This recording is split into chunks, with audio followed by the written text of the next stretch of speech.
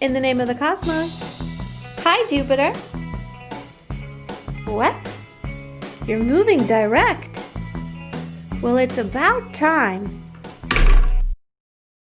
Jupiter moves direct at 23:15 degrees in his own sign, the sign of Sagittarius, where he will remain until November 20th, traveling slowly through the last 6 degrees.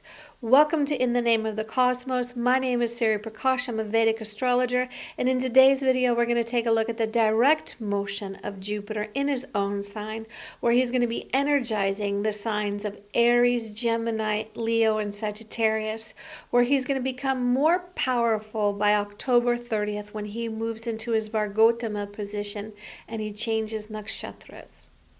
Jupiter's been afflicted since he moved into his own sign of Sagittarius. First, he came home to meet Ketu, the south node of the moon, and then he became involved in a 6-planetary eclipse in December of 2019, where it opened this door of 2020, this revolutionary year of change, a change on a personal level and on a global level, a change in our consciousness and a change in how we're interacting. And then he quickly moved up into the sign of Capricorn, a place that debilitates him, meeting with Saturn, who is very strong in his own sign, and then he started to retrograde back into Sagittarius once again to meet with Ketu. So his whole time of his transit through his sign has been very destabilizing for us, right? Because Jupiter is not only a teaching planet of wisdom and devotion and higher teachings and of luck, and of prosperity, it's also a social planet. So it's created this destabilization of where and how we're interacting with each other. And then on September 23rd, the South Node and the North Node, respectively, will shift their sign. So they move in a counterclockwise motion. So Ketu will move out of the sign of Sagittarius into the sign of Scorpio, giving more freedom to Jupiter to act. But it's really from the 30th of October where we'll start to really see a big power and shift of Jupiter's energy as he becomes what's known as Vargotima, and then he'll shift the lunar house into the nakshatra of Uttarashada nakshatra. And here from this point on until the 20th of November, he's extremely potent, right? So right now, through his transit until then, he's still fiery, he's still agitated, he's still working out some of the kinks that he's experienced through his transit. So it's not as though once he's not retrograding anymore that we're going to suddenly experience this downfall of financial prosperity and luck and jubilism. It's not going to be this. He's still going to be very fiery because Jupiter in his own sign, where he's unafflicted, he's actually very preachy and he can be very dogmatic and be very righteous. And right now he's aspecting Mars in the sign of Aries. So he's encouraging Mars in his action until October 4th. Additionally, you want to pay attention if you have your ascendant sun or moon in the sign of Sagittarius, Aries, Gemini, or Leo, or if you are running a Jupiter Dasha or Jupiter Bhukti, the subcycle of Jupiter. And lastly, if you have any planets at 23:15 degrees, this is where we can start to see on an individual basis, things start to really get awakened for us. This is very important to note. At the end of the video, I'll go through sign by sign and giving an overview of what he's awakening as a general. But you really want to understand your map, your kala of time. Kala just means time, right? So you want to understand the tale of time that's being unfolded of your karmas and your direction, right? So start to study your own chart to understand it, or book a reading with an astrologer who can help you with this. This is very important if you have serious questions. But at the end of the video, I'll just give you some overviews of what houses and things he's going to awaken sign by sign. So Jupiter through October 30th, he's still going to be hot, he's still going to be irritated, he's still working out his kinks, but really then by the 30th, is where we start to see him become really empowered for his last 2 weeks in the sign of Sagittarius. This is very important to note. Now, when he moves into Capricorn after this, and I'll make a more detailed video about this, this is where we'll start to see him rebuilding our financial structures, rebuilding our kind of structures with Saturn on government and ruling and how we start to work together. But we will have economic rise in 2021. So it's really through the spring of 2021 he's working, and then we'll start to see in the summer where he's really helping us slowly to rebuild our society, how we're working together, how we're coming together. But what's important now of his transit into the sign of Sagittarius is really what you're doing behind the scenes. This is really important, you know. So all in this time of 2020, we've all had this period where we've come into not knowing when things are going to end, not knowing when things are going to like come back into a normal state, right? And this makes our brain exhausted because our brain in a neuroscience way is really associated with performing tasks. For example, we know how much time work will take us to accomplish a task. We know how much time it will take for us to clean our house or to pick up our children, so our brain associates time with tasks, and so it can help to regulate its system and our energy and our nervous system. But in 2020, we haven't had an understanding of when things are going to end, so people are really tired. But when we start to study like the cosmology and we start to understand like the patterns of the cosmos, we see in this age of Aquarius is all about knowing. And whatever happens in a shift of change of energetic forces, we get hit with the polar opposite. So in the age of Aquarius being this time of knowing, we've come into this state of unknowing. And that is because we've been pushed in 2020 to do inner work, really looking at what is really important for us on an individual basis, what's important for us to really have growth and what really brings us happiness without any external input, right? And not being distracted by what is being thrown in our faces through digital media, through our fantasy mind, but really sitting steadily within ourselves to find what brings us peace and what brings us comfort. This is important.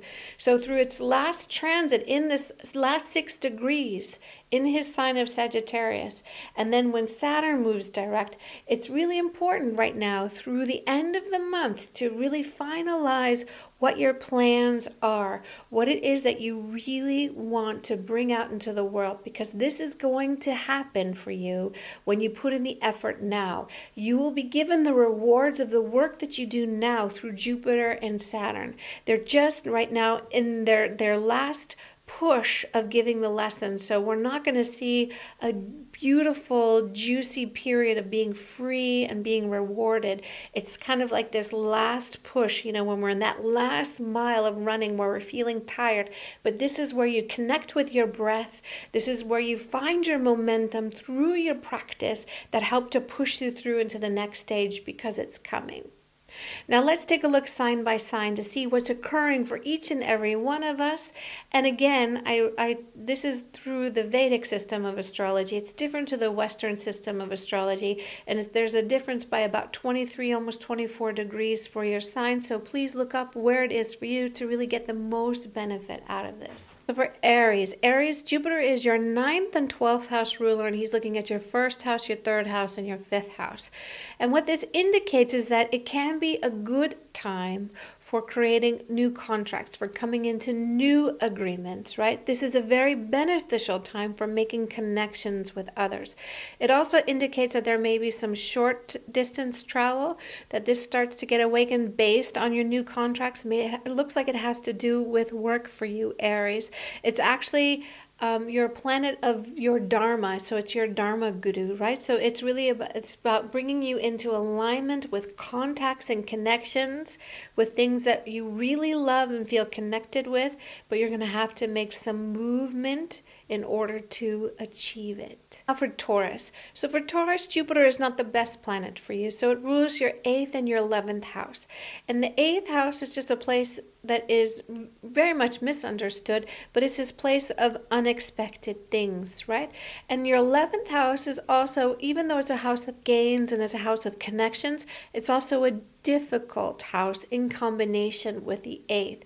And since Jupiter is looking at your 12th house, and he's looking at your 2nd house of value, and he's looking at your 4th house of nourishment, what Jupiter will be working on for you is actually connecting you with your secret power. He's going to be working to connect you with what is your real strength inside. He's going to bring you rewards that you were not expecting. So money can come in that you thought maybe wasn't really going to come, or it was impossible and that you couldn't really see it. But Jupiter's saying, aha, here it is. And through this connection of it, it's going to connect you with your real strength, these gifts that you have inside of you, by working to develop it. So this is actually the benefit. Even though it's a challenging spot for you, he's actually helping to bring in something forward that is your strength that you're going to really have to put forth in 2021. This is actually great for you.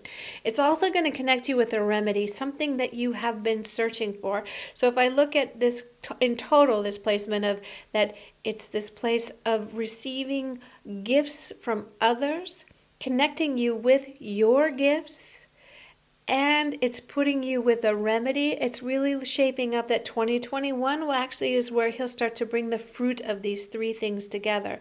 So right now, it's not that you'll be feeling this shower of stability, but it's connecting you with something that really gives you core strength, that really help to lead you going forward. It's actually quite nice for you, even though it sounds challenging. So Gemini, for Gemini, this is your house of partners, and it is looking to your house of career, and it's looking to your 3rd house of communication. So right now you can feel good with your partnerships, your intimate partnership, but you can still feel challenged with your work partnerships and feeling challenged, not knowing where it's really going to become more stable, where the money will be really coming from. But it will start to flow from November for you, Gemini. So don't give up. Just keep working. Connect with your breath. Lean into the challenge. This is a big thing for you, Gemini, because Geminis like to jump from one thing to the other. There can be a little bit erratic. So connect with the breath, keeping your nervous system really strong, and you'll be fine sailing in November. So for Cancer, Jupiter is a good planet for you, but he's in a difficult house, and he rules a difficult house. So he rules your 6th and 11th house, so your house of debts and efforts and work and service, illness, taxes, things like this, but he also rules a place of gains. And right now with Jupiter in your 6th house, it's not the best placement for him, because in the difficult houses, we want tough planets because they rise to the occasion, where Jupiter just wants to expand, right? So right now, you can make you feel like what Jupiter's really teaching you is that you need to become more responsible, become more in control and less emotional about things. You really kind of need to take a CEO look at your own life. Even if you're not the boss of yourself, you need to really take kind of this bossy attitude towards yourself to really come into your responsibility, to come into your authority, to really take care of business.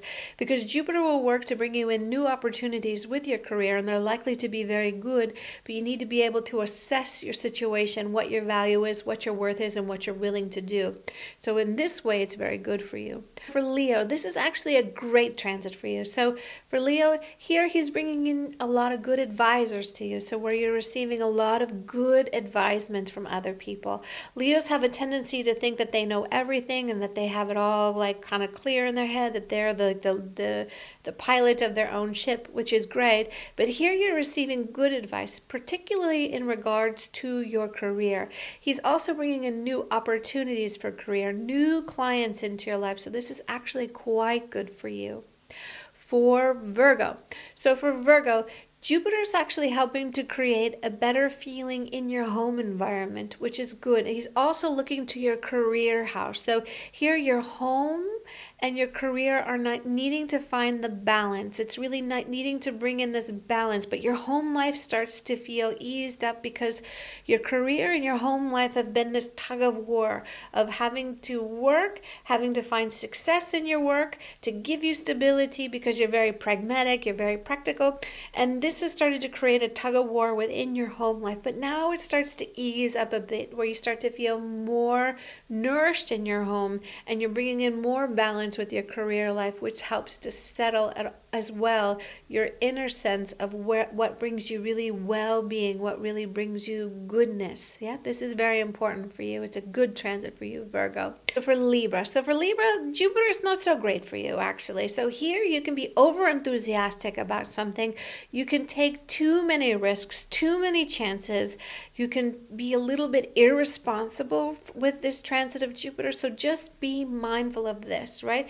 Be mindful of what and how you're pushing advancement with something that you just feel overly enthusiastic about, because there's no real roots in it. So wait until after November if you're starting a new company or you're starting a new career path. If there's a chance to wait until after November, it's better for you, because right now you're not really thinking very clearly. You're kind of thinking with ungrounded enthusiasm and being a little erratic right now. So this actual summer has not been so easy for Libra, but it's going to get better for you after November. So really take your time until then. This is important for you right now.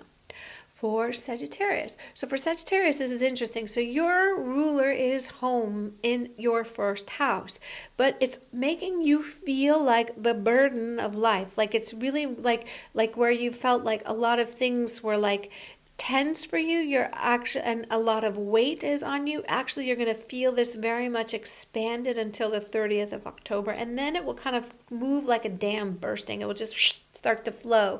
So just wait for this, because right now there's a lot of pressure on you, kind of with responsibility, not feeling really free and not feeling very expansive right now. Ketu, once he also leaves your first house, will also take this pressure off of you. And when Jupiter moves into your second house in November, you'll start to see some more movement. Even though he's in his place of debilitation, he's with the ruler who's very strong, and it will start to slowly create stability again, where you'll feel like, okay, there's a value in the responsibility that I've taken on in this last year, and I can handle it and I can do it. That's really the key for you, Sagittarius, right now. Don't become overwhelmed with your ruler there, with the weight of what you've got to do, but just seeing that there's a value in taking responsibility and really holding it strongly. For Capricorn. So for Capricorn, Jupiter's not so great for you. So right now, you've got your ruler home in your first house, and he's going to be there for a while longer. So you're really taking the hit for us. Thank you very much. But with Jupiter ruling your 12th house and your 3rd house, he's not the best planet for you. And right now, with him going through your 12th house direct, it also can stimulate where you may be overspending to try and fill this void. This is something important you need to watch out for. Also, he's aspecting Mars, who's in your 4th house, right? So here he's also putting a lot of pressure and a lot of expense on your home environment. So you can see a lot of home repairs or expenses coming in with your home. Or you may feel a need to spend a lot in your home. So just be mindful of your finances right now, because Jupiter is kind of opening up this space of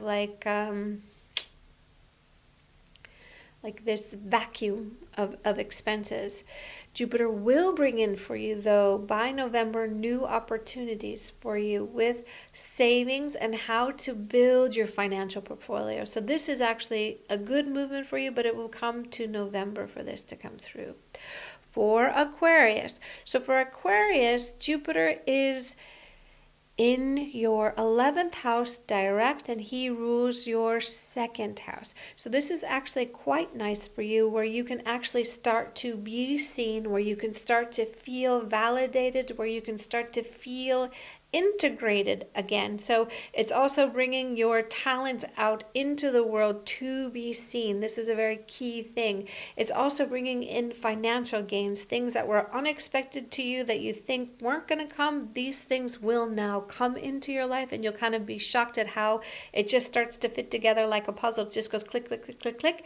And then really in 2021, the work that you've done now in 2020 will start to come forward to help really bring you opportunity, right? So this is actually a great movement of Jupiter right now in the sign of Sagittarius, your 11th and your second house ruler. It's also to this place of like where your productivity becomes on the rise again. So you may have felt a little bit with Mars retrograding, you may have felt this pressure, and with Jupiter aspecting it, like you may have started to feel this downward spiral, but now it starts to kick back up again, like where you feel your productivity is very much on the rise and you're feeling inspired and juiced up again. So it's great transition for you. It also is activating your intuition in a very big way. So you'll start to see things and start to feel things, and we're in this time of what's known as the Pitris, so these divine ancestors that are all around through the end of the year. So you can also feel guided by your teachers, right? And being guided by higher wisdom. So it's a great transit for you. For Pisces, so this is in your 10th house of, your ruler is in your 10th house of career, and he's aspecting your 2nd house of values, your 4th house of home. So here you may find that you have an increased opportunity to work from home, like where you will be working more from home and getting a lot of benefit from it. So this is actually quite nice for you. It's also a time where you don't want to make long-term commitments, right? Because Jupiter is not so stable right now, so I wouldn't suggest in purchasing anything large or signing any big contracts right now. Wait until after November and it becomes a little bit better for you to make commitment. If you can't wait until November, really try and wait until Saturn is direct. This is also really important because Saturn's in your 11th house. So like wait until Saturn is direct in your 11th house, and then it will become more fruitful to come into longer term contracts. Thank you very much for joining me in my video today. Please like and subscribe, and if you'd like to see anything more, please comment below. I look forward to seeing you in my next video. We've got a lot of things happening in September, so there's a Saturn video that's coming out, and Rahu and Ketu will be changing signs, and I'll be making very detailed analysis of Rahu and Ketu. I've also got a nakshatra video that's coming up, so I appreciate your support. I appreciate your interaction and engagement with me, and I look forward to seeing you again. Satnam.